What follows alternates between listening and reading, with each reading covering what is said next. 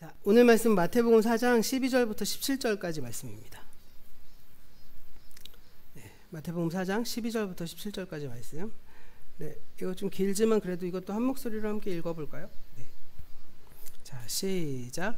예수께서 요한이 잡혔다고 하는 말을 들으시고 갈릴리로 돌아가셨다. 그리고 그는 나사렛을 떠나 스불론과 납달리 지역 바닷가에 있는 가버나움으로 가서 사셨다. 이것은 예언자 이사야를 시켜서 하신 말씀을 이루시려는 것이었다. 스불론과 납달리 땅, 요단강 건너편, 바다로 가는 길목, 이방 사람들의 갈릴리, 어둠에 앉아있는 백성이 큰 빛을 보았고 그늘진 죽음의 땅에 앉은 사람들에게 빛이 빛이었다. 그때로부터 예수께서는 회개하라, 하늘나라가 가까이 왔다 하고 선포하시기 시작하셨다. 아멘. 네, 고향 하면 어떤 혹시 이미지가 떠오르십니까? 고향 하면요. 네. 예전에 이 부교역자 때 학생의 아이들과 또 혹은 청년들에게 고향에 대한 이미지를 좀 물어본 적이 있었어요. 그랬는데 제가 생각하고 있는 것과는 좀 느낌이 사뭇 달라서 약간 놀랐던 기억이 있습니다. 아이들한테 고향 이러면 고향 하면 어떤 느낌이 나시니? 지금 아마 옆에 있는 우리 아이들한테 한번 물어보세요. 고향 하면 어떤 느낌이 나? 하고 물어보면 대부분의 아이들 뭐 시골? 뭐 이렇게 나오더라고요. 예, 이렇게 되게 저희가 생각하는 고향의 이미지와는 조금 다른 느낌을 가지고 있더라고요. 왜 그런가라고 생각해 보니까 첫 번째로는 아무래도 교통이 워낙 발달돼서 이동이 자유롭잖아요. 예, 자유롭고 또 우리 스스로도요, 이사가 너무 잦아요. 요즘 한 사람이 평균 이사하는 그 평균 연수가 3년이 안 된다고 하죠. 네, 2년에서 3년 사이로 왔다리 갔다리. 아무래도 전세 계약이 이제는 2+2 계약되니까 아마 전세하시는 분들은 4년까지는 있으시지만, 네, 2년 플러스 2년. 저희도 지금 이제 1년 거의 1년 지났는데, 네, 자꾸 이제 이사 가려고 막 준비하는 거 보니까 이렇게 자꾸 이사가 잦습니다. 그러다 보니까 한 곳에 정착해서 쭉 살아가는 일들이 매우 드문 일이 됐잖아요. 그러다 보니까 고향이 주는 어떤 그런 뭉클한 느낌도 예전 같지 않고요. 아이들한테도 그런 거죠. 그렇겠죠. 그렇지만 그럼에도 불구하고 여전히 우리 모두에게는 고향이 있고요. 그리고 고향이라는 장소가 그동안 살아가면서 그냥 지나쳤던 공간과는 어떤 다른 특별한 느낌이 있는 건 사실입니다. 그래서 좀 정의를 좀 했어요. 고향이 어떤 느낌을 가지고 있냐. 그래서 고향이란 내가 태어나서 많은 시간을 보내고 특별히 어린 시절을 보낸 장소라고 정의를 하더라고요. 그래서 그곳을 통해서 나의 인격과 나의 모든 삶의 어떤 가치관에 가장 기초적이고 중요한 부분이 형성된 장소가 바로 고향이다 라고 정의해 볼 수 있습니다. 그래서 고향이란 나의 정체성을 구성하는 매우 중요한 요소 가운데 하나인 거죠. 자, 왜 이 얘기를 하냐? 바로 그렇다면 예수님에게도 고향이 있느냐라는 거죠. 예수님 고향이 있을까요? 제가 이제 예전에 학생 애들한테 예수님의 고향이 뭡니까? 뭐지? 하고 물어봤더니 애들이 뭐라고 말했는지 아시나요? 예수님의 고향 하늘나라요. 이렇게 얘기했더라고요. 그래서 굉장히 탁월하다 이렇게 생각을 좀 했지만 저는 원래 예수님의 고향 갈릴리 얘기하려고 했는데 예수님의 고향은 인간으로 오셨으니까 고향은 하늘나라지. 그 맞는 말이기도 하죠. 네, 근데 그분 역시도 사람으로 태어났기 때문에 그분에게도 고향이 있죠. 인간으로서. 예수님이 태어나고 자라신 고향은 바로 갈릴리입니다. 이 갈릴리는 예수님이 어린 시절, 유년 시절을 보내신 곳이고요. 또한 그 공생의 사역의 중심이 된 곳이기도 하고 더욱이 복음서의 말씀을 보면요. 예수님은 생애 대부분을 갈릴리에서 보내셨습니다. 그런 점에서 이 갈릴리는 예수님의 고향이자 삶의 주 무대이기도 했고요. 그래서 예수님을 가지고 우리는 갈릴리 사람이다 라고 이렇게 부를 수 있게 되는 것이죠. 우리가 지난주부터 예수님은 누구인가에 대해서 이제 답을 한번 찾아보고 있는데 지난주에는 이 마태복음 4장에 나오는 예수의 광야 시험 사건을 우리가 살펴봤잖아요. 그렇다면 오늘은 예수님의 고향이자 사역지였던 이 갈릴리라는 마을, 이 갈릴리라는 지역을 중심으로 해서 예수가 어떤 분인지, 왜 하나님이 예수를 갈릴리 쪽으로 보내셨는지에 대해서 우리가 오늘 묵상을 좀 해보려고 해요. 자, 준비된 화면을 보시면 지도 하나가 나오죠. 이 지도는 무슨 지도냐면요. 신약시대 때 이스라엘 지도예요. 신약시대. 예, 지도에서 이 왼쪽으로 이 파란색으로 이렇게 된 부분이 지중해잖아요. 바다죠. 예, 지중해고요. 그리고 이 지중해에서 쭉 밑으로 내려가서 이 유대 옆에 보면 사해라는 이 동그랗게 좀 더 길쭉하게 되어 있는 이 사해라는 지도가 있고, 위로 쭉 올라가면 이 삼각형 모양의 이제 이 호수, 그러니까 이제 갈릴리 호수입니다. 예, 그리고 이 파란 선으로 쭉 내려가는 게 바로 요단강이에요. 지금은 이 요단강을 경계선으로 이쪽이 요르단이고 이쪽이 이제 이스라엘이죠. 예, 딱 여기를 경계선으로 하고 있습니다.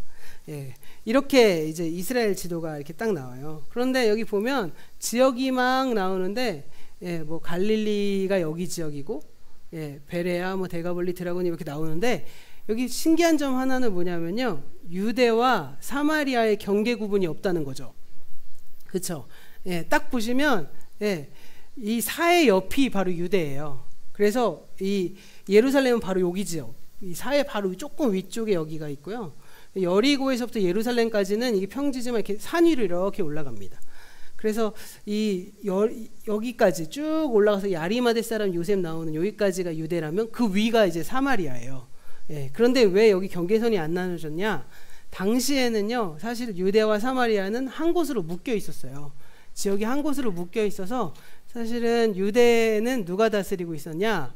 바로 누구죠? 예수님을 십자가에 못 박은 빌라도가 총독으로 이제 다스리고 있었다면, 위에 사마리아까지도 사실은 이 빌라도의 영역이 있었는데, 이 사마리아랑 갈릴리 사이에는 분봉왕이었던 헤롯 아그리빠라는 왕이 다스리고 있었던 지역입니다. 그런 점에서 사실은 이제 이 유대와 사마리아는 한 관할구역으로 이제 총독 빌라도가 통치하고 있었고, 갈릴리는 분봉왕 헤롯이 다스리고 있었다는 거예요. 이 헤롯은, 방금 헤롯 안티파스는요, 바로 세례 요한을 죽인 사람인 것이죠. 네. 그래서 마태복음 2장 22절 23절 말씀을 보시면 예수의 부모가 헤롯의 박해를 피해서 이집트로 피난을 갑니다. 그런데 여기 나오는 헤롯은 방금 갈릴리의 분봉왕이 아니라 이 갈릴리의 분봉왕의 아버지 헤롯 대왕을 의미하거든요. 이 헤롯 안티파스의 아버지예요. 이 헤롯의 박해를 피해서 그러니까 예수님은 이제 이집트로 피난을 갔다가 어디로 돌아오냐면 갈릴리 땅에 나사렛이라는 마을로 이렇게 돌아와서 정착하고 살아갑니다. 네, 그래서 이집트로 피난을 갔다 돌아온 그 갈릴리 지방에 나사렛에 정착하는데, 그 다음 화면을 보시면 갈릴리 지역을 좀 크게 말했어요. 그러니까 여기 갈릴리 지역이 이렇게 있죠. 이렇게 있고, 네, 여기 나사렛이 바로 여기 있습니다. 호수 옆에 바로 있죠. 갈릴리, 여기에서 이제 유년 시절을 보내시는 거예요. 그래서 유년 시절을 보내시다가 공생애가 시작되기까지 예수님이 이제 이 나사렛에서 이제 청년 시절을 보내신 것으로 보여요. 그래서 우리가 예수님을 가리켜서 흔하게 아주 쉽게 하는 표현으로 나사렛 예수 이렇게 말하잖아요.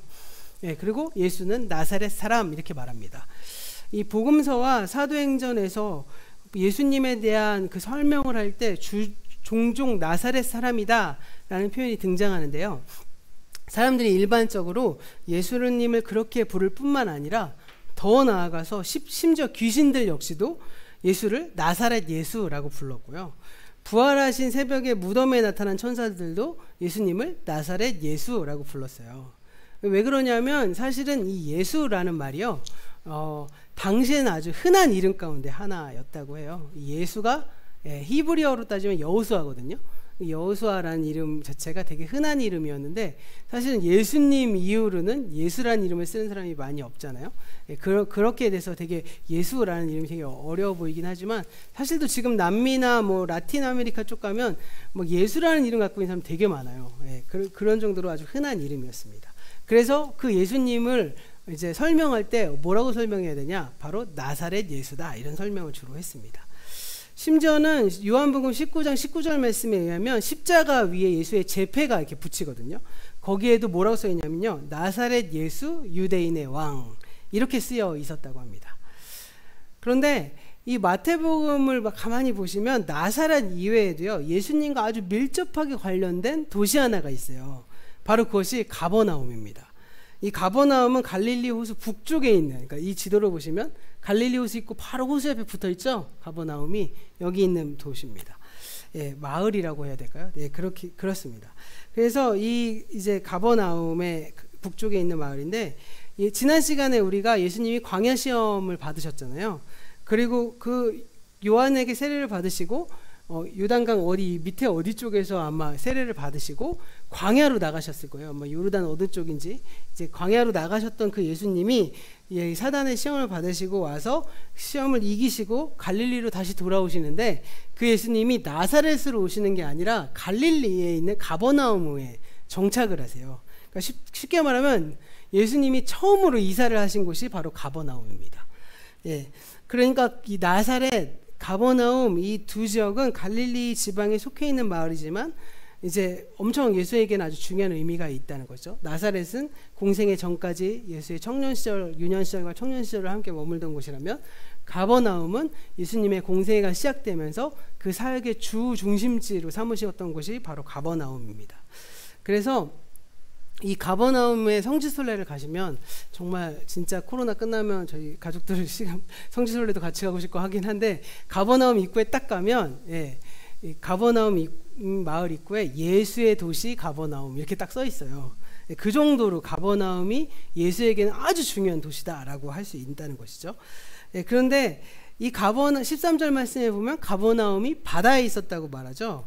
그래서 이 갈릴리 호수가 엄청 아름다운 호수인데요. 그 다음 화면 제가 준비된 거 이렇게 한 장 보시면, 제가 찍은 걸 보여드려야 되는데 이거 그냥 구글에서 검색하도 나온 거거든요. 이 산이 이렇게 평평하게 돼 있어요. 예수님이 산상수훈 말씀하실 때 우리가 뭐라고 그래요? 그러니까 빛과 소금 얘기하면서 이러면 빛을 이렇게 등경 위에 두는 것처럼 모든 사람에게 드러난다고 말하잖아요. 그러니까 평지에 이렇게 앉아 있으면 밤에도 이 마을에 있는 불이 이렇게 아파트처럼 켜 있어요. 그러니까 우리나라는 산이 이렇게 꾸불꾸불 돼 있어갖고 마을이 있으면 산에 가려서 잘 안 보이지만 주로 이 이스라엘 쪽, 요르단 쪽은 이렇게 산이 이렇게 완만하게 올라가 있기 때문에 이렇게 마을이 이렇게 형성되어 있습니다. 그래서 산 위에 있는 마을이 숨겨지지 않는다라는 말이 이걸 보시면 이제 느껴질 수 있어요. 요걸 이제 예수님은 이런 완만한 이제 갈릴리 호수에서 가버나움 근처에서 이렇게 말씀도 전하시고 설교도 하시고 배를 타고 다니시기도 하시고 뭐 이랬던 곳입니다. 그래서 어떻게 보면 그런데 성경의 말씀 보면 뭐라고 나오고 있어요? 갈릴리 바다라고 나오고 있는 거 보시나요? 갈릴리 바다 이렇게 나오고 있어요. 우리는 갈릴리 호수라고 하지만 성경에서는 바다라고 표현해요. 왜냐하면 그 당시에 이스라엘 사람들에게는 물이 많이 있는 곳을 다 바다라고 불렀습니다. 물이라는 단어나 바다라는 단어나 거의 똑같은 단어라서요. 그 사람들 입장에서는 뭐 물이 너무 귀해서 그런지 모르겠지만 바다나 호수나 뭐 시내나 뭐 개천이나 똑같은 단어를 써요. 그러다 보니까 사람들이 이제 성경을 해석할 때 이게 똑같은 단어니까 갈릴리 바다 이렇게 불렀습니다. 그리고 그 사람들 입장에서도 이게 엄청 큰 호수니까 갈릴리 바다라고 불렀을 것 같아요. 예. 그런데 이 갈릴리 어떻게 보면 이제 갈릴리 바다 북서쪽 귀퉁이, 그러니까 아까 두 번째 지도로 다시 돌아가시면 이게 북서쪽 귀퉁이에 이제 가버나움이 있었다는 거예요. 예. 그래서 예수님이 이제 이 가버나움과 갈릴리를 중심으로 해서 사역을 하셨고요. 그리고 그 예수님이 그 이후에 예루살렘에 올라가셔서 순환당하시고 죽임당하시고까지 공생의 정기간을 이 갈릴리 지역에서 활동을 하시고 이 주변을 왔다리 갔다리 하시면서 활동하시고 계신 거예요. 그런데 오늘 말씀이 마태복음 4장을 보면 계속해서 갈릴리라는 지명이 계속 등장하는 것을 볼 수 있어요. 그러니까 그만큼 예수님과 갈릴리가 아주 이렇게 서로 간에 이렇게 밀접하게 연결되어 있다는 뜻이겠죠. 마태복음 4장 12절 말씀을 보시면 예수께서 요한이 잡혔다는 소식을 들으신 후 갈릴리로 돌아가셨다라는 이야기가 나오죠. 그 다음 단락을 시작하는 18절 말씀을 보면 예수께서 갈릴리 바닷가에서 제자들을 부르셨다라고 나오고요. 그 다음 이어진 단락을 시작하는 23절 말씀을 보시면 예수께서 온 갈릴리를 두루 다니시면서 활동하셨다라고 말하고요. 그 결과 25절 말씀 보면 갈릴리와 갈릴리 호수 건너편 데가볼리와 예루살렘과 유대와 요단강 건너편으로부터 많은 사람들이 예수를 따랐다라고 나와요. 도대체 이게 무슨 뜻이냐, 데가볼리는 도대체 무엇이냐 해서 제가 네 번째 화면 보시면요, 그 다음 화면 보시면요, 이게 이제 예수님 시대 때 지역 구분이 있어요. 그러니까 그 전에도 똑같은 지역 구분이지만 사실은 이렇게 색깔로 표시된 게 좀 잘 보이실 것 같아 갖고, 예수님이 갈릴리 지역 가버나움 보이시죠? 여기서 주로 활동하시다가 예수님이 뭐라 그래요? 데가볼리, 여기가 데가볼리라는 지역이에요. 여기 노란색이 이 데가볼리라는 지역이고요. 그리고 또 뭐라고 말씀하시죠?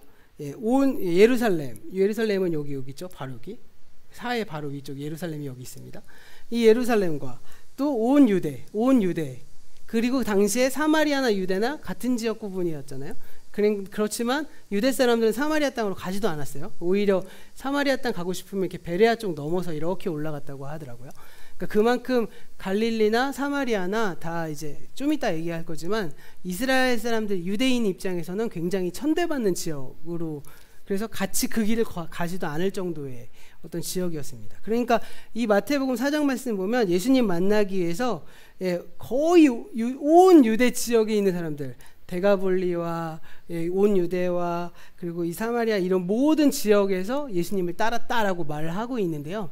그 말의 의미는 사실상은요, 이 모든 전 지역에서 예수를 따랐다라고 하고 성경이 말하고 있다는 겁니다.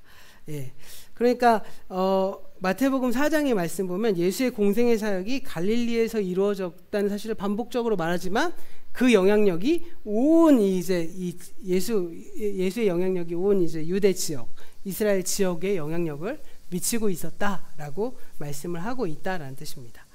좀 정리해 보자면요, 갈릴리는 예수님이 유년 시절과 공생애의 사역 기간, 그러니까 예수님의 지상생애의 대부분을 보냈던 장소예요.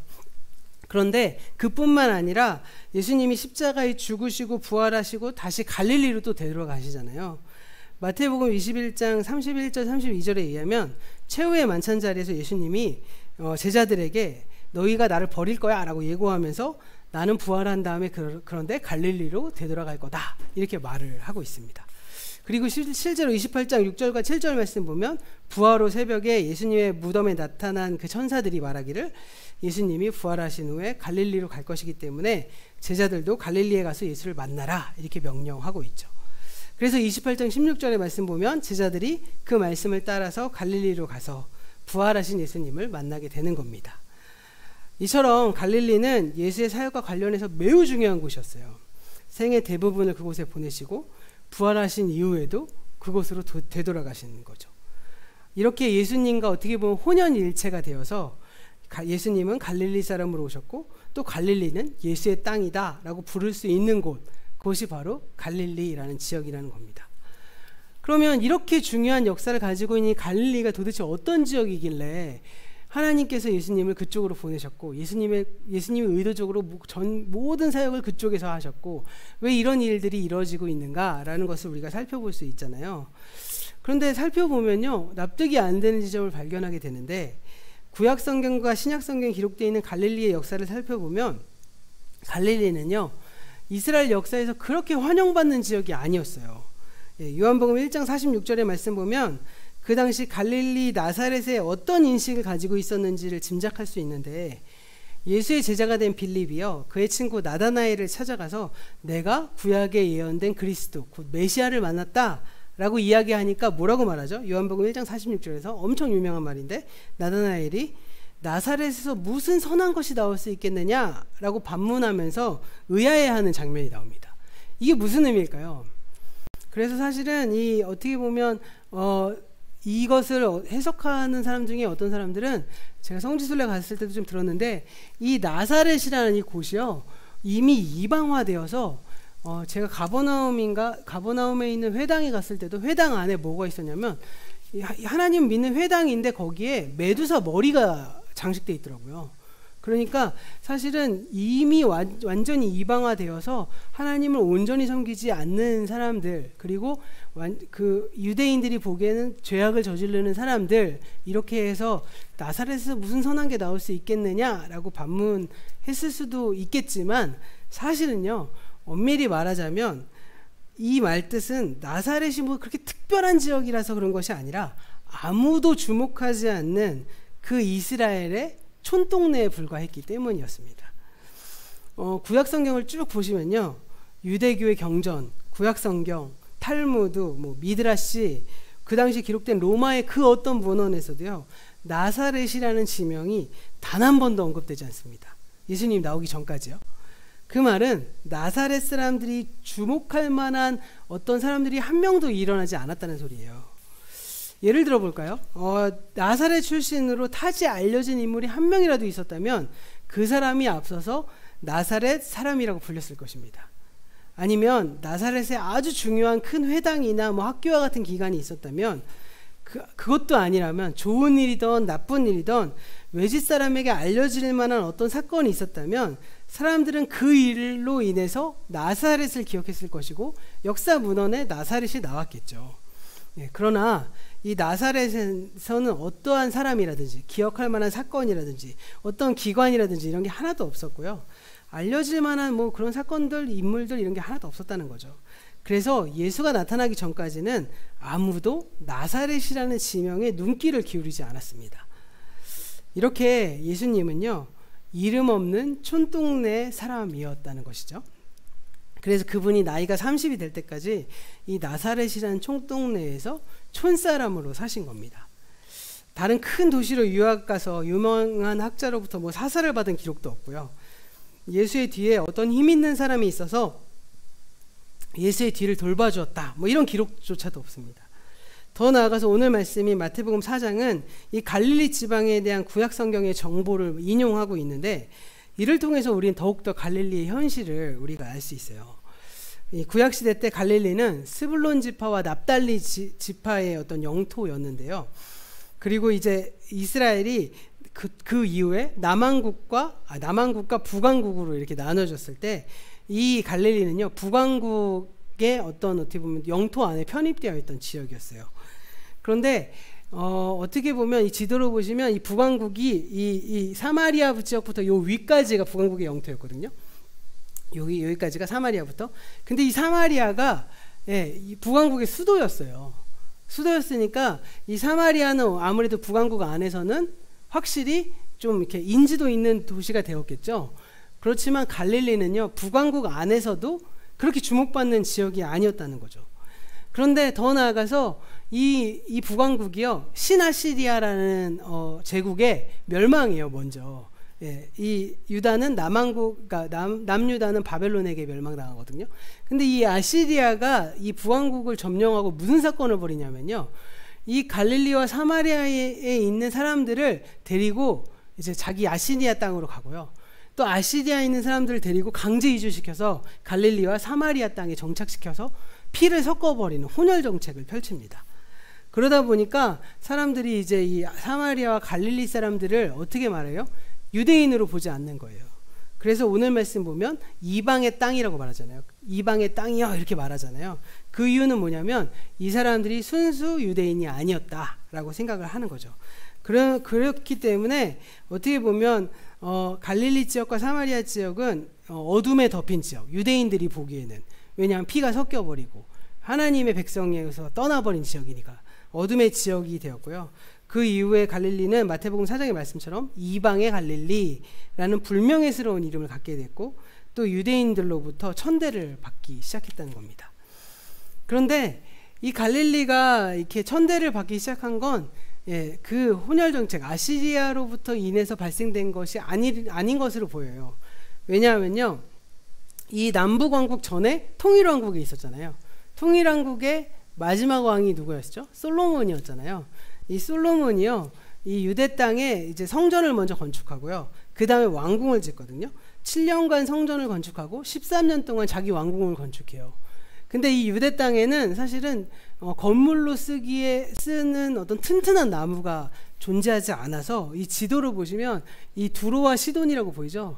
여기에서 있는, 지금은 레바논 땅인데 이 레바논 땅에 있는 이제 나무, 백향목을 수입해다가 와갖고 이제 이 궁궐을 짓는데요.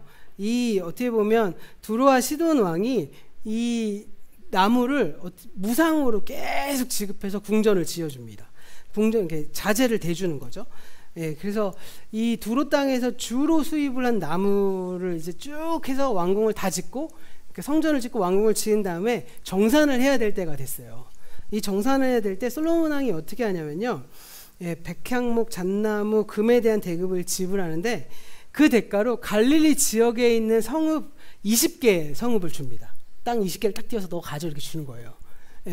그러면 땅을 주니까 좋은 거 아닐까요? 이 두로와 시돈은 그때까지만 해도 도시국가였거든요. 이 땅을 20개나 주니까 자기네 영토 확 넓어지는 거잖아요. 근데 이 두로왕 히람이 어떤 얘기를 하냐면요. 그 갈릴리 땅이 얼마나 자기 마음에 안 들었으면 아니 이렇게 쓸모없는 땅을 나에게 넘겼냐 하면서 오히려 불평을 하는 장면이 성경에 열왕기상 9장 10절부터 12절 13절의 내용까지 이렇게 담겨져 있습니다. 그러니까 바로 이 갈릴리라는 지역은 이스라엘 역사에서 봤을 때 별로 별 볼 일 없고 심지어는 이방의 갈릴리라고 불릴 정도로 그러니까 무시당하고 천대당하는 것이 결코 이상하게 여기지 않는 그런 땅이었다는 거예요. 그럼요. 원래 처음의 질문으로 돌아가 보자고요. 그런데 하나님께서 예수님을 한 인간으로 보내셔서 이 땅에 오실 때 유대 땅도 아니고 다른 땅도 아닌 갈릴리라는 천대받는 지역으로 굳이 오시게 하셔서 그 땅을 중심으로 하나님 나라의 복음을 선포하게 하신 거예요 라는 뜻이에요. 이러한 사실을 통해서 우리는 무엇을 알 수 있을까요? 이러한 사실은요, 하나님이 인간을 구원하시기 위해 낮아지시는데 그 낮아지심이 얼마나 철저하게 이루어졌는지를 보여주는 대목이라고 할 수 있을 겁니다. 예수님은요, 이스라엘의 백성 한 아기로 태어나시되 지체 높은 귀족의 가정이 아니라 가난한 목수의 아들로 태어나게 했고요. 심지어는 태어났을 때 짐승의 구유라고 해서 짐승의 밥그릇 안에 누이셨고요.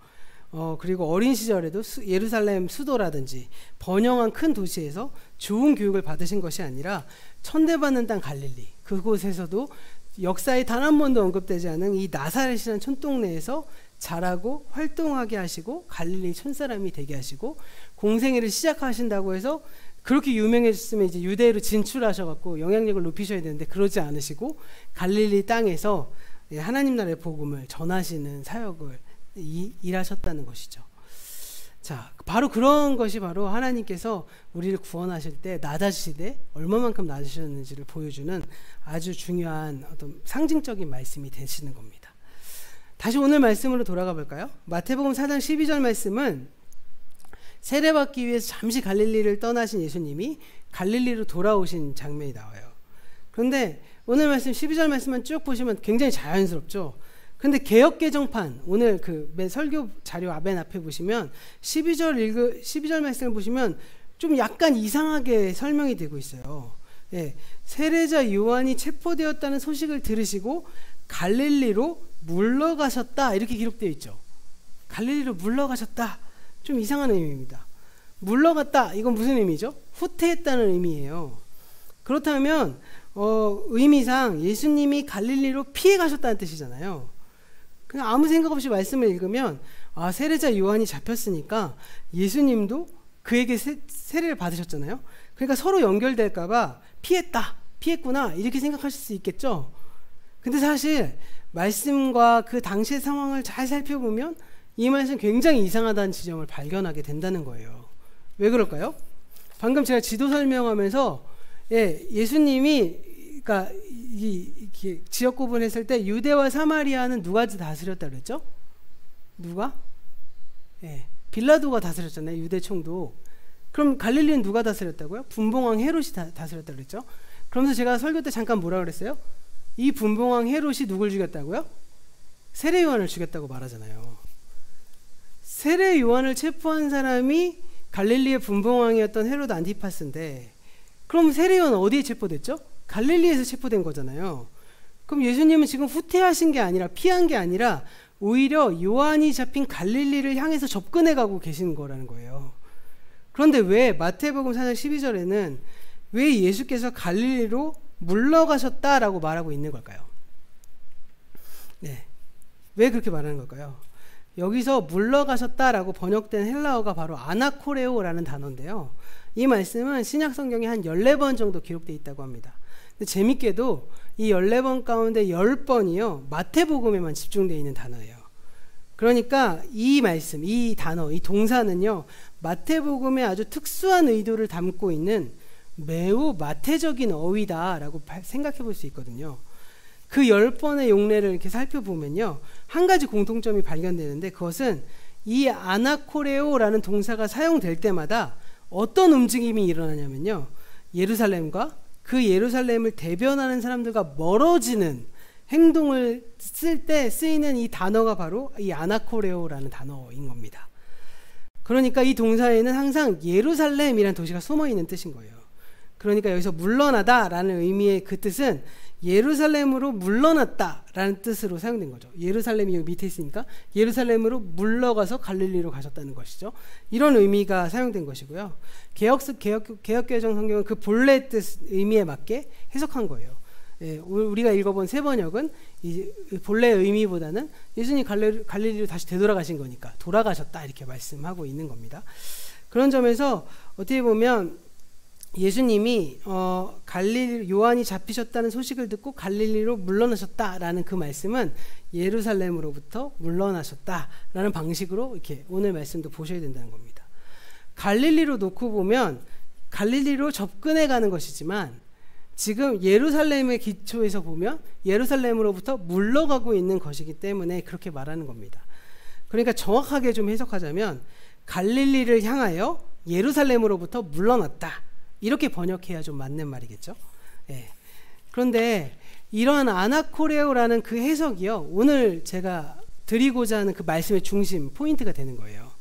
왜냐하면요, 우리 역시도 예루살렘으로부터 물러나는 일을 해내야 하기 때문인 겁니다. 오늘날 예수의 시대나 오늘날 우리의 시대나 사람들이 선망하는 도시는요, 갈릴리보다는 예루살렘이죠. 예. 누구나 예루살렘 사람이 되고 싶어 합니다. 그리고 예루살렘에서 나오는 혜택을 누리기 위해 점점 예루살렘으로 접근해 가거든요. 반면에 우리는요, 갈릴리 사람 되고 싶어 하지 않죠. 갈릴리 사람들이 우리 주변에 있는 것 사실 그리 좋아하지 않습니다. 요즘 저희 동네 이 교회, 저희 집 동네 교회 동네에 이슈가 하나 있는 거 아시나요? 예, 저 기흥구가 분구를 하려고 설문조사를 해요. 예, 설문조사를 하는데 기흥구가 이게 두 개로 분구를 해서 구성구랑 기흥구로 나누려고 합니다. 예, 그래서 이 구성구는 어디냐면 이렇게 수지랑 붙어 있어서 수지랑 붙어 있는 위쪽에서 부터 시작해서 이 동백 요 라인까지가 구성구고요. 이 동백 밑으로 시작해서 보라부터 시작해서 뭐 신갈 요 밑에 라인을 기흥구로 두 개로 나누려고 그래요. 근데 재밌는 사실 뭔지 아세요? 이 동네 사람들, 여기 교회 동네 사람들은 분구에 찬성하고요. 예, 저 신갈, 보라 이쪽 동네 사람들은 분구에 반대합니다. 왜 그럴까요? 왜 그럴까요? 여기가 좀 더 분구하면 예, 좀 더 땅값이 비싸고 좀 더 잘 사는 사람들이 사는 수지구랑 붙어 있게 되고, 그리고 서울 쪽으로 더 가까이 붙어 있는 것처럼 느껴지잖아요. 그러니까 땅값도 오를 거고, 예, 그러니까 찬성하고요. 이 기흥 이쪽 밑에 있는 사람, 이쪽은 사실 원래 옛날에는 거기가 훨씬 더 도심이었잖아요. 그러다 보니까 그 사람들은 오히려 반대하고 막 이렇게, 왜냐하면 땅값 떨어질까봐 뭐 이런 식의 개념으로 지금 하고 있다는 거예요. 우리는 사실은 명목상 자꾸 이렇게 큰 곳을 선호하고 큰 곳에 속해 있길 바라고, 예, 그래서 옛날에 그 판교 사람들이요, 이제 너희 그러니까 분당 사람들이 너희 성남 사람이지 이러면 되게 싫어했다고 그러잖아요. 예, 아니 우리 분당 사람이야 이랬다고 하잖아요. 왜 그럴까요? 다 갈릴리보다는 예루살렘을 선호하죠. 모든 사람이 그렇습니다. 그러다 보니까 갈등과 계층의 조장이요, 여러 영역에서 일어나요. 요즘은 좀 잠잠하지만 몇 년 전에 자주 올라오던 뉴스 가운데 하나가 뭐죠? 중산층 학부모들이 자기 아이들이 다니는 학교에 가난한 집 아이들이 다니지 못하게 하려고 집단적인 움직임을 보인다는 보도도 있었고요. 또한 그 시기 때 어떤 지방에서는요, 초등학교 신입생 예비 소집일에 신입생들을 아파트별로 줄을 세웠어요. 네, 그래서 난리가 난 적도 있었고요. 또 어떤 중학교에서는 학부모들이 자기네 서울시 교육청에 찾아가서 자신들이 보내는 그 중학교에 자신의 바로 옆에 사는 동네에 있는 이 보금자리 주택에 사는 아이들이 같은 중학교에 배정되지 않기를 바란다는 항의하는 보도도 있었습니다. 그것만인가요? 그것뿐만이 아니잖아요. 항상 요즘은 좀 뜸하지만 고위직 공무원을 임명하는 청문회를 보면 단골로 등장하는 이슈가 있죠. 뭐죠? 소위 위장전입이라는 거잖아요. 실제로 그 지역에 살지 않으면서 그 지역으로 주민등록지를 옮겨서 그 지역 주민의 지위를 획득하려는 것이 바로 위장전입인데, 언제부턴가요? 사실 이 위장전입이라는 항목이 뉴스에서 사라졌어요. 왜 그럴까요? 저는 이렇게 봐요. 거의 모든 국민의 거의 절반 이상이 위장전입 경력 가지고 있잖아요. 저희도 지금 엄청 심각하게 고민하거든요. 저희 막내딸 지금 초등학교 보낼까 말까 고민하는데, 보낼 때는 이 동네 이 교회에다 주소를 이전해갖고 가까운 데로 보내야 되느냐, 뭐 이런 거 막 고민하고 있거든요. 그러니까 뭐 자이든 타이든 뭐 좋은 곳으로 가기 위해서든 저희처럼 필요에 의해서든 뭐 그런 위장전입의 경력이 많은 사람들이 가지고 있다 보니까 그것이 뭐 굳이 문제 삼을 내용인가? 라고 하는 생각이 들기도 하는 것이겠죠. 바로 이러한 방식으로 우리는 예루살렘을 추구하고 살아갑니다. 또 그렇게 하기 위해서 법을 조금 어기는 거 당연하다고 생각합니다. 하지만 복음서에서 예수님은요, 복음서에서 나오는 예루살렘이 어떤 위치인지를 좀 우리가 살펴보실 필요가 있다는 거예요. 복음서에서 위치해 있는 그 예루살렘은 예수님에게는요, 매우 적대적인 장소로 일관되게 표현됩니다. 예수님은 예루살렘에 올라가셔서 성전을 개혁하셨고요. 예수님이 갈릴리에 계실 때는 수많은 무리들이 예수를 따랐지만, 심지어 예수님이 갈릴리에서 예루살렘으로 내려오시자마자 수많은 무리들이 예수를 죽이라고 하죠. 그리고 어떻게 보면 종국에는 이 예루살렘에 있는 기득권자와 함께 기득권자의 갈등에서 십자가에 못 박히는 일도 당하기 시작했습니다. 그래서 이 갈릴리의 무리들은요, 예수를 따라다니며 늘 예수를 환호한 반면에 예루살렘의 무리들은 오히려 유대의 지도자들을 따라서 예수를 십자가에 못 박으라고 막 소리치는 어떤 일들을 감행합니다. 이것이 바로 예루살렘이 성경에서 의미하고 차지하고 있는 어떤 그런 점입니다. 오늘 말씀을 마무리하면서 좀 더 예루살렘에 대해서 좀 정의를 해볼까요? 왜냐하면 우리도 사실은 예루살렘을 지향하며 살아가고 있기 때문이겠죠. 예루살렘은 어떤 곳이죠? 우리가 추구하는 풍요와 번영을 상징합니다. 게다가 예루살렘에는 화려한 성전이 있어서요, 하나님의 복을 보장받는 것처럼 보이기도 합니다. 그래서 모든 사람들이 그 도시를 선망하죠. 그러다 보니까 의식하지 못하던 사이에 우리도 예루살렘을 추구하는 사람들에 섞여서 동일한 선망을 가슴에 품은 채 살아갑니다. 하지만 예루살렘과 그 성전의 실상은요, 하나님을 위장한 맘모니즘의 종교인 거예요. 맘모니즘은 돈의 신이거든요. 그러니까 돈의 종교라고도 할 수 있고요. 더 나아가서 이 세대의 질서를 따르는 종교인 것이죠. 그래서 예수님은 예루살렘으로부터 물러나시는 것입니다. 그리고 갈릴리로 가시는 것이죠. 이렇게 갈릴리로 가고 계시는 예수님이요, 우리에게 요청하시는데 어떻게 요청하시죠? 나와 함께 동행하자. 어디로부터? 예루살렘으로 물러가서 갈릴리를 향해서, 이렇게 말씀하신다는 겁니다. 예수님은 우리의 삶의 여정 속에 함께 동행하는데요, 갈릴리로 함께 가기를 원하신다는 겁니다. 오늘 말씀을 통해서 우리도요, 예루살렘이 아닌 갈릴리로 우리의 시선이 바뀌어지고 갈릴리를 선택해 가기를 결단하시고 소원하셨으면 좋겠습니다. 예루살렘으로 향해 있던 우리의 눈을 돌려서 갈릴리로 가보는 거예요. 그리고 그 갈릴리를 우리의 마음에 두는 것이죠.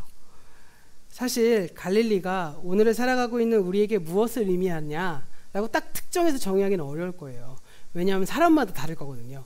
한번 생각해 보세요. 그런 점에서 내가 지향하고 있는 예루살렘은 무엇인가? 내가 가기 싫어하는 갈릴리는 무엇인가? 집일까요? 돈일까요? 권력일까요? 명예일까요? 사람마다 각자 다 다를 겁니다.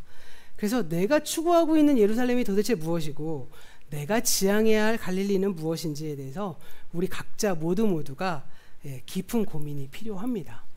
그런 고민을 우리가 함께 해 나가야 되고요. 그 고민을 위해서 솔직히 나눌 수 있는 공동체가 필요한 것이겠죠. 나는 사실은 이런 부분에서 내 지향점이 큰데 이게 아니라 하나님이 원하신 바는 이러 것이라는 사실을 깨달았으니 내 눈을 돌리기를 원한다. 응원도 해주시고 대안도 제시하고 함께 걸어가는 거죠. 그게 바로 교회 공동체 아니겠습니까? 그런 점에서 오늘 말씀을 통해서 예루살렘과 같은 이 풍요의 도시에 살아가면서 갈릴리로 물러나셨던 그 예수님의 그 믿음을 본받기를 소원해요. 그렇다면 단지 제가 난 집에 목숨 걸어라고 한다고 해서 그 집이 예를 들면 나 이제부터 저기 시골로 이사 갈 거야 이런 의미가 아닌 거잖아요. 나는 무엇을 지향하며 살 것이냐. 내가 추구하고 있는 것은 도대체 무엇이냐를 생각해야 된다는 거죠. 단순히 그냥 예수님이 예루살렘에서 갈릴리로 이사 가셨으니까 우리도 서울이 아닌 지방으로 내려가야겠다. 이게 이런 뜻 아닌 거 아시죠? 각자 내가 추구해야 될 것들과 그것 속에서 그것을 거부하고 그 자리에서 하나님 나라를 이루며 살아가는 것이 중요한 것이죠. 가치관을 돌리고 시선을 돌리는 것. 이것이 바로 신앙 아니겠습니까? 그래서 이 예수님의 그 믿음을 본받기를 바랍니다. 그래서 우리도 그 갈릴리로 가서 갈릴리 사람 예수를 만날 수 있는 그런 은혜가 있으시길 바랍니다. 갈릴리 사람 되셔서 고난의 땅에 와주시고 우리를 고통으로 우리와 함께 당하신 그 고통 속에서 늘 충만히 일어나는 그 예수님의 은혜를 우리가 늘 기억하시면서 그 길을 따르는 우리 모든 가족들의 그 발걸음에 성령님의 인도하심과 그 예수님의 동행하심이 늘 함께 하시기를 간절히 소원합니다.